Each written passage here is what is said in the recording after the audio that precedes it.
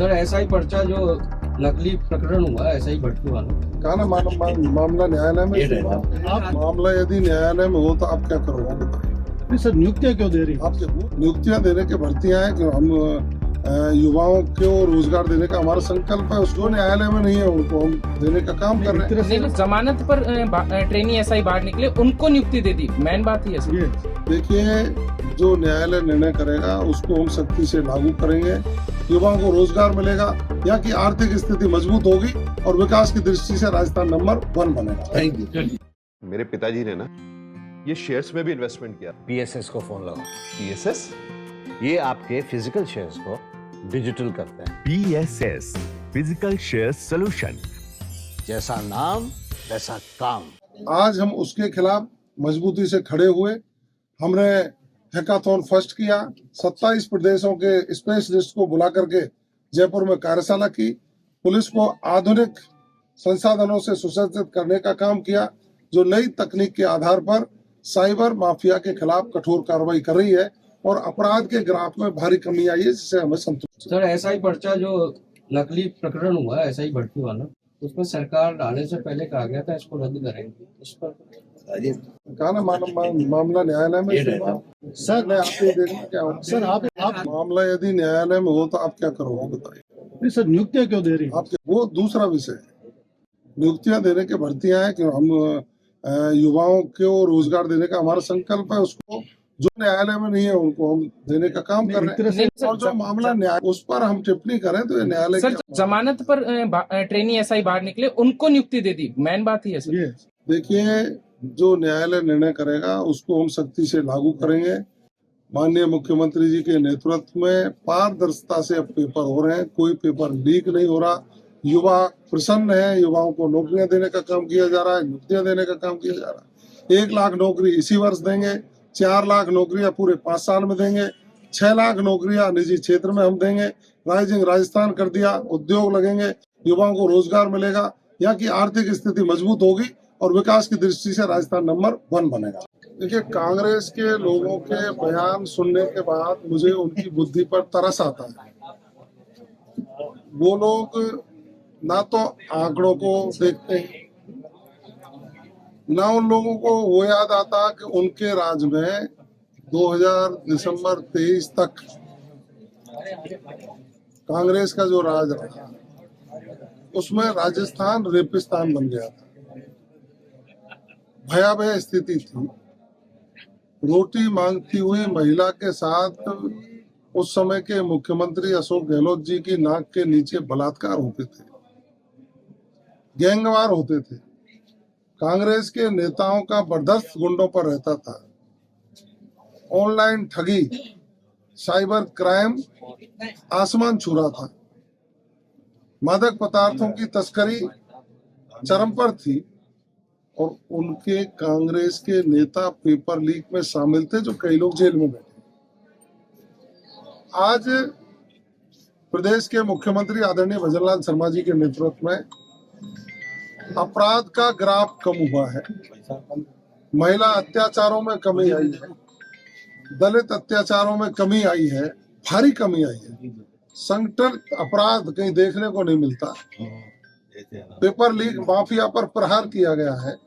निश्चित रूप से राजस्थान शांति प्रिय प्रदेश हुआ करता था वर्षों पहले, उसकी ओर हम बढ़ने लगे हैं। सर, आप लगातार एक ही चीज कह रहे हैं कि पेपर लीक पे शिकंजा कसा है और पूर्ववर्ती सरकार के सहयोगी जेल में है, लेकिन सर ऐसा ही भर्ती परीक्षा, चूंकि मामला न्यायालय में विचाराधीन है और न्यायालय में कोई चीज विचाराधीन हो तो सरकार के स्तर पर कोई बयानबाजी हो मैं उचित नहीं समझता। निश्चित रूप से माननीय मुख्यमंत्री जी ने SIT का गठन किया, उसकी जांच हुई, लोग गिरफ्तार हुए, उपसमिति का गठन किया, उसने अपनी रिपोर्ट दी। सरकार कोई निर्णय लेती उससे पहले मामला न्यायालय में चला गया। न्यायालय में जाने के बाद जो भी माननीय उच्च न्यायालय इसका निर्णय देंगे उसके अनुरूप सरकार आगे की कार्रवाई करेगी। मैं ज्यादा इस पर टिप्पणी करना उचित नहीं समझता। Sir, anti gangster task force बनी और वो टास्क फोर्स ने शुरुआती 3 महीने में अब कोई गिरफ्तारी नहीं है, जबकि वारदातें, बड़ी वारदातें जिन्हें कह सकते हैं, जो जिनमें राजधानी शामिल है, ऐसी 27 वारदातें। वारदातें नहीं हुई है, यही तो मैं कह रहा हूँ कि आप भी पता नहीं कांग्रेस के आंकड़ों को कैसे, झूठे आंकड़ों को चुरा लाए हो क्या। वारदातें संगठित अपराध की ना के बराबर है, कहीं है नहीं। ये कल परसों की जो राजधानी की घटना है, आपसी रंजिश की घटना थी, और आपसी रंजिश की घटना के बाद अपराध घटा तो राजस्थान की पुलिस ने मुस्तैदी से जाकर के लोगों को गिरफ्तार किया, उनको सलाखों के पीछे पहुंचाने का काम किया। उस समय का देखिए ना, कांग्रेस के राज में जिस तरह की भयावह स्थिति थी, लोग त्राहिमाम हो गए थे, राजस्थान छोड़ने को शांति प्रिय व्यक्ति तो मजबूर हो रहा था। आज देश और दुनिया के लोग राजस्थान को पसंद कर रहे हैं, और मैं तो साधुवाद देना चाहूंगा प्रदेश के मुख्यमंत्री जी को, उन्होंने पुलिस का मनोबल मजबूत किया है। कांग्रेस के राज में तो तीसरे दिन पुलिस पिटती थी साहब, आज वही पुलिस है जो अपराधी भागता है उसको पकड़ करके पुलिस सलाखों के पीछे पहुंचाती है, और उस समय अपराधी उल्टा पुलिस को पीटते थे, कांग्रेस ताली बजा करके रह जाती थी। Sir, anti gangster task force का सवाल था कि वो निष्क्रिय क्यों नजर आ रही है इतनी, जबकि हार्डकोर अपराधी बाहर। हार्डकोर अपराधियों के खिलाफ जबरदस्त कार्रवाइयां एंटी गैंगस्टर टास्क फोर्स कर रही है, और हमारा संकल्प है कि हम अपराध मुक्त राजस्थान बनाने की ओर चल पड़े हैं, बनाएंगे। साइबर अपराध की घटनाएं ज्यादा बढ़ रही है, उसको लेकर देखिए, मैंने अभी कहा साइबर अपराध के मामलों में हमने जैसे ही सरकार में अपनी भागीदारी सुनिश्चित की, जनता ने भारतीय जनता पार्टी को सरकार में बिठाया, उस समय साइबर अपराध राजस्थान का चरम पर था।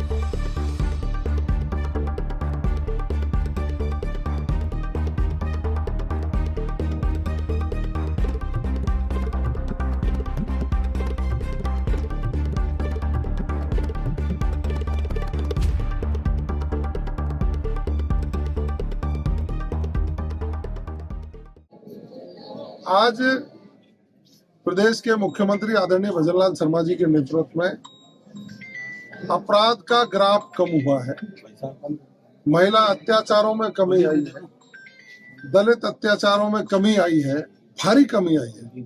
संगठित अपराध कहीं देखने को नहीं मिलता, पेपर लीक माफिया पर प्रहार किया गया है।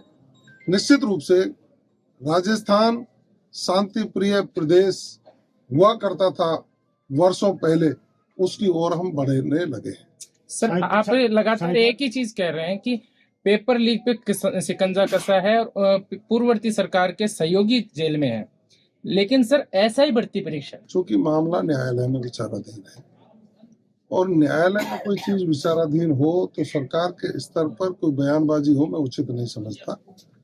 निश्चित रूप से माननीय मुख्यमंत्री जी ने एसआईटी का गठन किया, उसकी जांच हुई, लोग गिरफ्तार हुए, उपसमिति का गठन किया, उसने अपनी रिपोर्ट दी, सरकार कोई निर्णय लेती उससे पहले मामला न्यायालय में चला गया। न्यायालय में जाने के बाद जो भी माननीय उच्च न्यायालय इसका निर्णय देंगे, उसके अनुरूप सरकार आगे की कार्रवाई करेगी। मैं ज्यादा इस पर टिप्पणी करना उचित नहीं समझता। सर, एंटी गैंगस्टर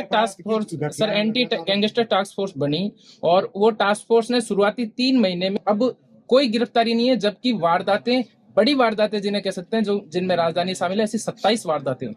वारदातें नहीं हुई है, यही तो मैं कह रहा हूँ कि आप भी पता नहीं कांग्रेस के आंकड़ों को कैसे, झूठे आंकड़ों को चुरा लाए हो क्या। वारदातें संगठित अपराध की ना के बराबर है, कहीं है नहीं। ये कल परसों की जो राजधानी की घटना है, आपसी रंजिश की घटना थी, और आपसी रंजिश की घटना के बाद अपराध घटा तो राजस्थान की पुलिस ने मुस्तैदी से जाकर के लोगों को गिरफ्तार किया, उनको सलाखों के पीछे पहुंचाने का काम किया। उस समय का देखिए ना, कांग्रेस के राज में जिस तरह की भयावह स्थिति थी, लोग त्राहिमाम हो गए थे, राजस्थान छोड़ने को शांति प्रिय व्यक्ति तो मजबूर हो रहा था। आज देश और दुनिया के लोग राजस्थान को पसंद कर रहे हैं, और मैं तो साधुवाद देना चाहूंगा प्रदेश के मुख्यमंत्री जी को, उन्होंने पुलिस का मनोबल मजबूत किया है। कांग्रेस के राज में तो तीसरे दिन पुलिस पिटती थी साहब, आज वही पुलिस है जो अपराधी भागता है उसको पकड़ करके पुलिस सलाखों के पीछे पहुंचाती है, और उस समय अपराधी उल्टा पुलिस को पीटते थे, कांग्रेस ताली बजा करके रह जाती थी। Sir anti gangster task force का सवाल था कि वो निष्क्रिय क्यों नजर आ रही है इतनी, जबकि हार्डकोर अपराधी बाहर।